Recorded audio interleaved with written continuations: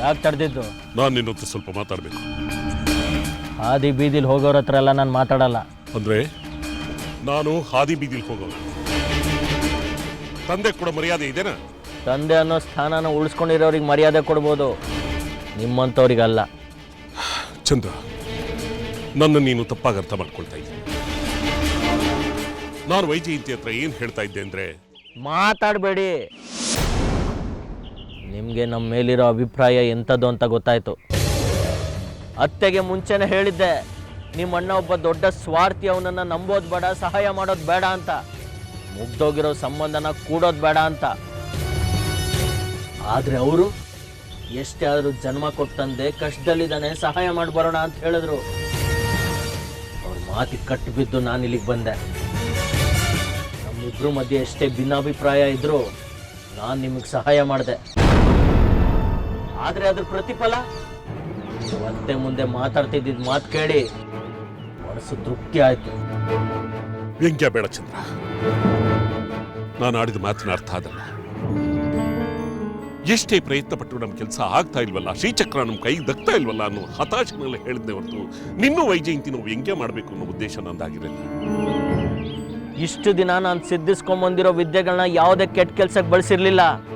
ಆದರೆ ಈಗ ಅಮ್ಮನವ್ರ ವಿರುದ್ಧ ನಿಮ್ಮ ಕೆಟ್ಟತನಕ್ಕೆ, ಸ್ವಾರ್ಥತನಕ್ಕೆ ನನ್ನ ವಿದ್ಯೆಗಳನ್ನ ಪ್ರಯೋಗ ಮಾಡಬೇಕಾಗಿ ಬಂದಿದೆ. ಅದಕ್ಕೆ ನನ್ನ ಎಲ್ಲ ತಂತ್ರಗಳು ಕೈ ಕೊಡ್ತಾ ಇದೆ. ಅದಕ್ಕೆ ಹೇಳ್ತಾ ಇದ್ರಿ, ಮುಂದೆ ಏನು ಮಾಡಬೇಕು ಅನ್ನೋ ದಾರಿ ಹುಡುಕು ಚಂದ್ರ. ಮುಂದೇನು? ನಮ್ಮ ದಾರಿ ನಮಗೆ, ನಿಮ್ಮ ದಾರಿ ನಿಮಗೆ.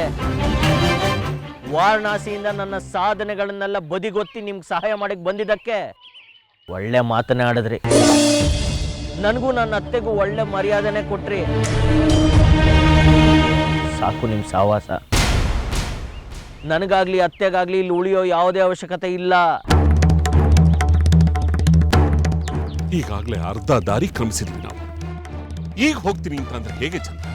ನೀವೇ ಹೇಳಿದ್ರಲ್ಲ ಸ್ವಾಮಿ, ನಾವು ಬಂದ್ಮೇಲೂ ನಿಮ್ಗೇನು ಪ್ರಯೋಜನ ಆಗಲಿಲ್ಲ ಅಂತ. ಹಾಗಾದ್ರೆ ನಾವಿಲ್ಲಿದ್ದೇನು ಉಪಯೋಗ? ಹೊರಡ್ತೀವಿ. ಹೇಳಿದ್ನಲ್ಲ ಚಂದ್ರ, ಬಾಯಿ ತಪ್ಪು ಮಾತಾಡಿರೋ ವಿಷಯ ಅದು. ನಿನ್ನನ್ನು ಹೀಯಾಳಿಸ್ಬೇಕು ಅನ್ನೋ ಉದ್ದೇಶ ಅಲ್ಲ. ಮಾತು ಬಾಯಿ ತಪ್ಪಿ ಬರ್ಬೋದು, ಆದರೆ ಅದರಿಂದ ಮನ್ಸಿಗಾಗೋ ಘಾಸಿ ದೊಡ್ಡದು. ವಿದ್ಯೆ ಎಲ್ಲ ಕ್ಷೀಣಿಸೋಗ್ತಿರೋದು ನನ್ನ ಅರಿವಿಗೆ ಬರ್ತಾ ಇದೆ. ನಾಳೆ ನಿಮಗೆ ಶ್ರೀಚಕ್ರ ಸಿಕ್ಕಿ ನಾವು ಮಾಡಿರೋ ಸಹಾಯನ ಮರೆತು ನೀವು ಅಧಿಪತಿಯಾಗಿ ಮೆರಿಬೋದು. ಆದರೆ ನಾನು ಕಳ್ಕೊಂಡಿರೋ ವಿದ್ಯೆನೆಲ್ಲ ಮತ್ತೆ ಪಡ್ಕೊಳಕ್ಕೆ ಎಷ್ಟು ವರ್ಷ ಶ್ರಮ ಪಡ್ಬೇಕು ಗೊತ್ತಾ? ಕಷ್ಟ ಆಗುತ್ತೆ. ಆದರೆ ನನ್ನ ಶ್ರೀಚಕ್ರ ಬೆಂಕಿ ಬಿತ್ತು ನಿಮ್ಮ ಶ್ರೀಚಕ್ರಕ್ಕೆ.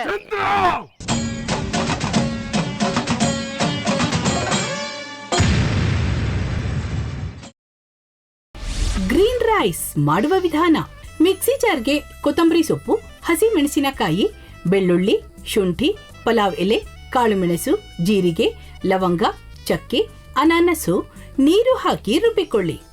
ಒಂದು ಪ್ಯಾನ್ಗೆ ಎಣ್ಣೆ ಹಾಕಿ ಅದು ಕಾದ ಮೇಲೆ ಜೀರಿಗೆ, ಈರುಳ್ಳಿ, ಕರಿಬೇವು ಹಾಕಿ ಹುರಿದು ರುಬ್ಬಿದ ಮಸಾಲ, ಉಪ್ಪು, ಅನ್ನ ಹಾಕಿ ಮಿಕ್ಸ್ ಮಾಡಿ. ಒಂದು ಚಿಕ್ಕ ಪ್ಯಾನ್ಗೆ ತುಪ್ಪ, ದ್ರಾಕ್ಷಿ, ಗೋಡಂಬಿ ಹಾಕಿ ಹುರಿದು ಕಲಸಿದರೆ ಗ್ರೀನ್ ರೈಸ್ ಸವಿಯಲು ಸಿದ್ಧ. ಅವಳು ಕೇಳೋ ಹಾಗಿದ್ದಿದ್ರೆ ಎಲ್ಲ ಯಾವತ್ತೋ ಸರಿ ಹೋಗ್ತಾ ಇತ್ತು.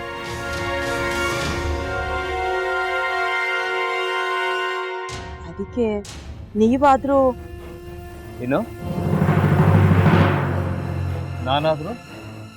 ನಾನಾದ್ರೂ ಏನತ್ತೆ?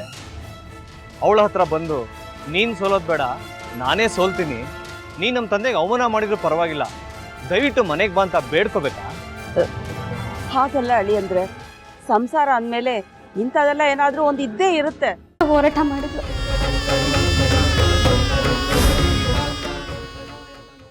ಮಧುವಂತೆ ಅಕ್ಕನ ನ್ಯಾಯ ಸಿಗುವವರೆಗೂ ನನ್ನ ಮದ್ವೆನೆ ಮಾಡ್ಕೊಳ್ಳಲ್ಲ ಅಂತ ಪಣ ತೊಟ್ಟು ಕೂತಿದ್ಲು. ನಿನ್ನ ಪ್ರಾಣನೇ ಇಟ್ಕೊಂಡಿದ್ಲು ಕಣ ಅಕ್ಕ.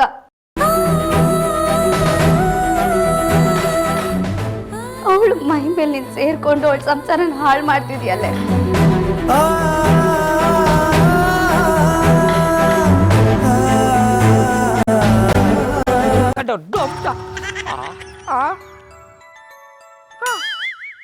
ಇದ್ಯಾವುದಪ್ಪ ಹೊಸ ನಂಬರಿಂದ ಫೋನ್ ಬರ್ತಾದೆ? ಆ ಫೋಟೋ ತಗೊಂಡವೇನಾದ್ರು ಬೇರೆ ನಂಬರಿಂದ ಮಾಡಿರ್ಬೋದಾ? ತೊಂದರೆ ಇಲ್ಲ, ಎತ್ತು ಬಿಡು. ಹಲೋ, ಏಯ್ ಪಟ್ಟಾಪಟ್ಟಿ ಚಡ್ಡಿ ಬನಿಯನ್, ಏನೋ ಮಾಡ್ತಾ ಇದ್ಯಾ? ಶಿವನೇ ಶಂಭುಲಿಂಗ, ನಿನ್ನ ಜೊತೆಗೆ ಮಾತಾಡ್ದವನೆಲ್ಲಪ್ಪ. ಅಲ್ಲ ಶಿವ, ಯಾಕೆ ಹಿಂಗೆ ಫೋನ್ ಮಾಡಿ ನಂಗೆ ಜಂತುಳ ಬಿಡ್ತಾ ಇದೆ? ಏಯ್ ವಾಯ್ಸ್